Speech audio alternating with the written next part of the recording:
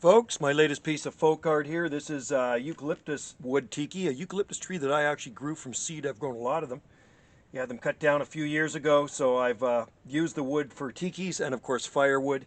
And I do freehand these things. Hopefully this one will go into a gallery over on the Big Island. Wendy's going to put her art cards in there and hoping they want one of my tikis in there as well. Very hard, heavy wood.